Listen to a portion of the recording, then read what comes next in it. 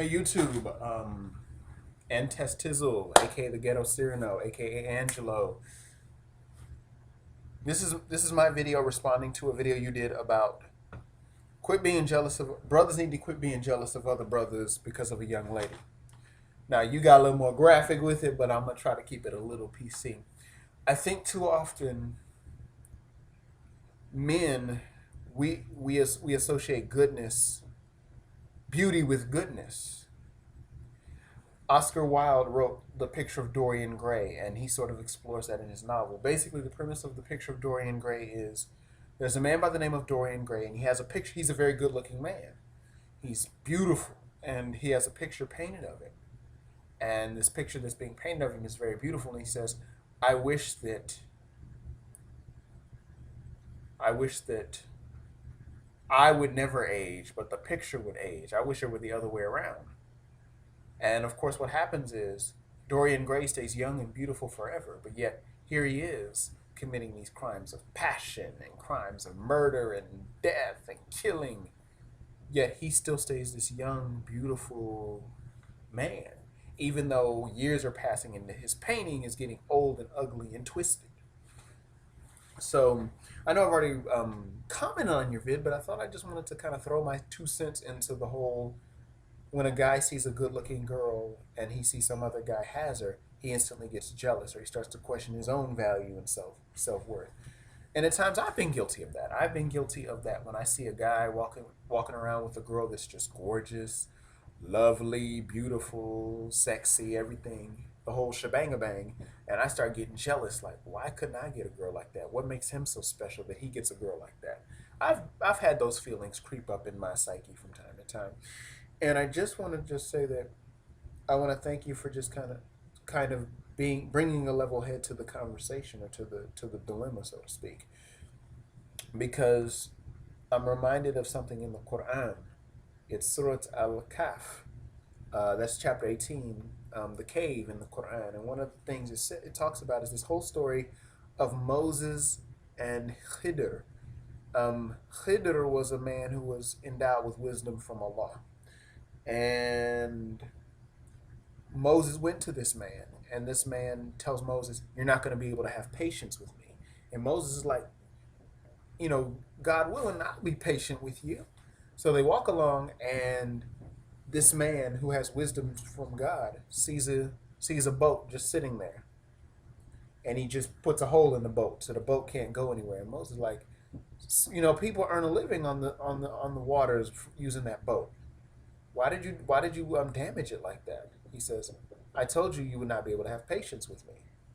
So then they come along and the man sees a young boy. The man kills the boy. And Moses is like, how could you kill this innocent boy? He didn't do anything. How could you just kill him like that? He didn't kill anybody. He didn't do anything. And then Khidr says, I told you you're not going to be able to have patience with me. And then Moses says, all right, if I ask you another question, you can part company with me. I give you permission to just leave me alone. So what basically happens is Moses and Khidr go to a village, a township, and the people of the town don't give them any hospitality. So Khidr does is, as they're still in the town, he basically has Moses help him rebuild this wall that's about to fall down. And then Moses is like, well, these people didn't offer us hospitality. Why are you helping them out with this wall that's falling down? And then finally Khidr said, look, I'm parting company with you, but before I go, I'm going to tell you about the things that you won't have patience with me about. One, that boat, there was a king in the area, and he would just seize boats and just take boats from people. And there were these two fishermen. They earned their living this way. And I knew that if that king came along and stole the boat, they wouldn't have a way to earn their living. So I destroyed it so that when the king came by, he couldn't take their means of livelihood. And obviously, these people can go along and repair their boat and still earn livelihood. Then he talked about the young boy. He said, I killed that young boy because he was a evil, unrighteous boy. and he was trouble to his parents. And he says maybe God will give them a better son from now on. But he was causing trouble to their parents, and he was causing trouble in the area, and he probably would have done even worse had I not killed him. And then with the wall, there were two orphans in the town, and the parents had left them a lot of treasure and a lot of money and a lot of wealth, but they wouldn't be able to get it until they wouldn't have been able to get it if that wall had fallen down and we did not put it up. And that's what you wouldn't be able to have patience with me about. Now, um, I say all of that to say that here was a situation where Moses saw the things happening in front of him, but he didn't have perfect knowledge. So he's assuming and he's assuming about what's good, what's bad, what should be done, what shouldn't be done when he doesn't have the full knowledge. And here it was this man that Allah had given special wisdom to had more knowledge of the situation. And sometimes what we think is isn't, or what we think seems to be is not. So taking it back to this whole situation with the good-looking woman, and you don't see the situation. You don't see that one, she might be using him for money, or you don't know what drama she's bringing to him. You don't know what type of trouble she may be bringing him. Just because she's pretty, it doesn't exonerate her from doing any bad. Exonerate her from the responsibility of doing good. Because as I said in my comments to you is goodness, apparent goodness does not equal actual goodness. And that's just something I wanted to just kind of touch on. Just because a woman looks good or because she has a nice body doesn't mean she's a good person. And you might be passing up a really good woman who may not have the nice body or the pretty face. She might be much better for you.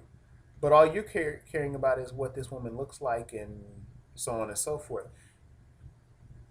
And I think that, number one, and I'll admit that I remember at one point in my life, I had a relationship with a pretty girl. And it was nice to have a pretty girl on my arm, but then there was always drama associated with other guys kind of looking at her and looking at me like, oh, this dude ain't nothing. I can take this dude's girl from him. And it's sort of like, why can't I just be with this person? So I think your vid was good. And I just want to point out that just because you're going through a difficulty doesn't mean that there isn't some benefit in it. And just because you have a blessing doesn't mean that there isn't some challenge or some test.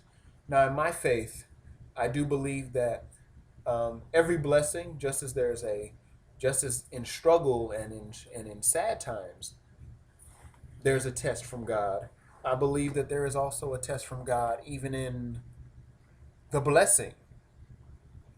As a brother once reminded me, there's a lesson in the blessing. So even in something that you may see as a benefit and good for you, might not be good for you. And that thing that you think is bad for you might really be the most wonderful thing that could have ever happened to you. So we sometimes don't have the perspective to see that. So thank you for putting this vid out, man. And thank you for giving me some perspective on some issues I was having in my mind. So peace. Be easy like Sunday morning.